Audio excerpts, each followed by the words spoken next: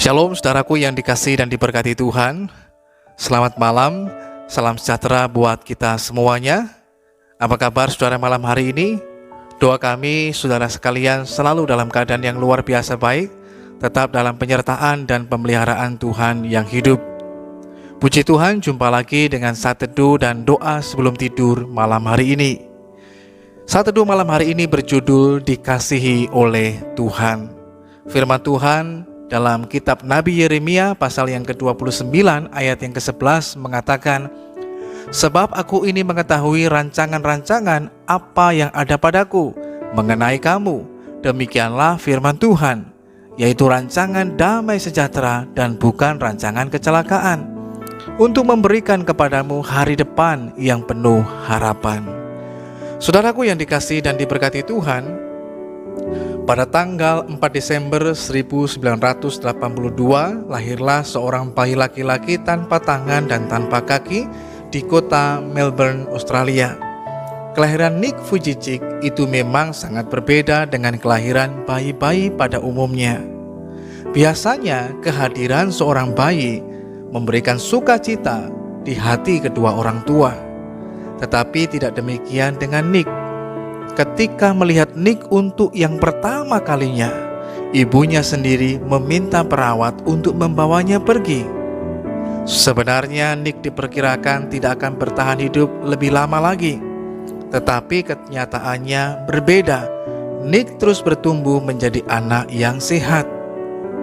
Meskipun menyimpan berjuta tanda tanya dan rasa kecewa kepada Tuhan, karena anak laki-lakinya terlahir dalam keadaan cacat atau berkebutuhan khusus, tetapi ayah dan ibu Nick berusaha untuk membesarkan dan mendidik Nick menjadi orang yang bertanggung jawab dan mandiri, terlebih dalam takut akan Tuhan. Mereka tidak mau Nick tenggelam dalam sikap yang mengasihani diri sendiri.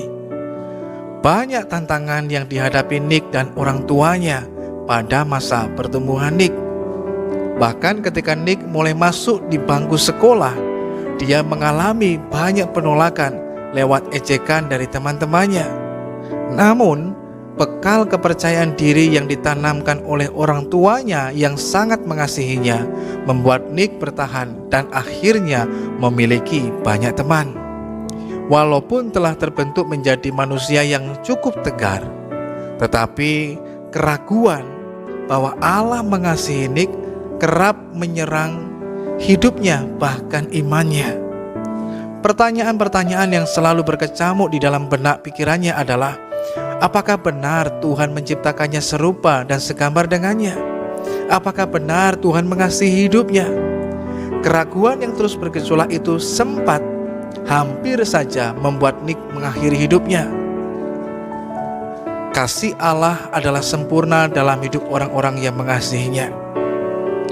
Tuhan terus menguatkan Nick, menumbuhkan iman, pengharapan, bahkan kasih-Nya kepada Tuhan, sehingga Nick dapat berhasil melalui masa-masa sulit, masa-masa kritis di dalam kehidupannya, melalui dukungan doa, dukungan moral, dan nasihat-nasihat yang membangun dari orang tuanya yang adalah seorang gembala sidang.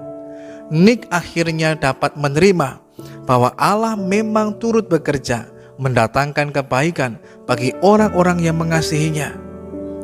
Di usianya yang ke-15 tahun, Nick menyerahkan hidupnya pada Tuhan.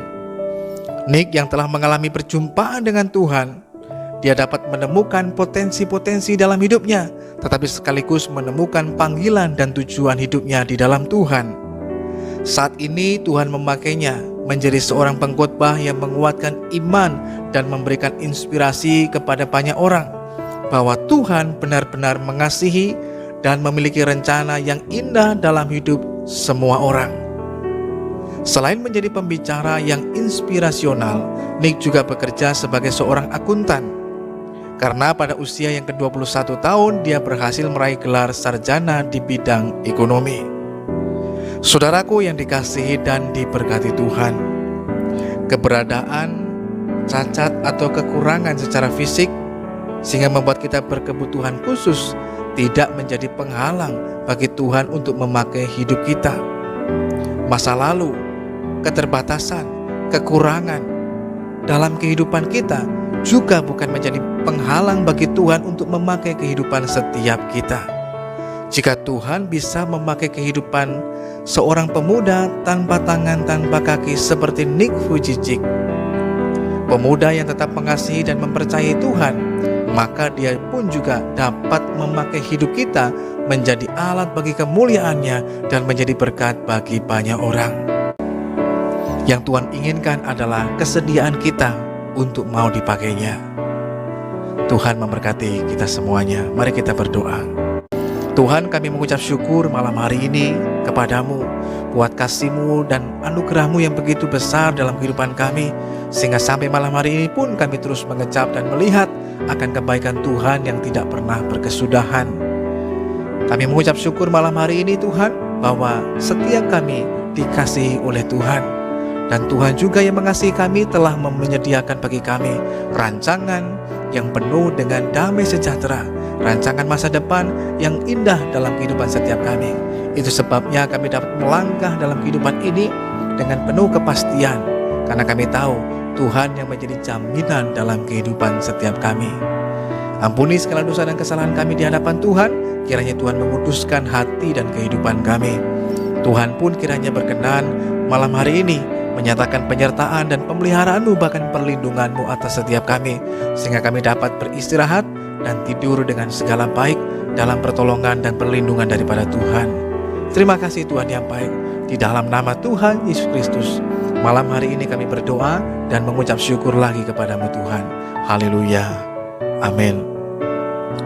Tuhan sangat mengasihi kita dan Dia mau memakai kita untuk menjadi alat bagi kemuliaan-Nya dan menjadi berkat bagi banyak orang, bagaimanapun keberadaan kehidupan setiap kita. Selamat malam, sampai berjumpa kembali pada saat teduh dan doa sebelum tidur yang selanjutnya. Tuhan Yesus Kristus memberkati setiap kita.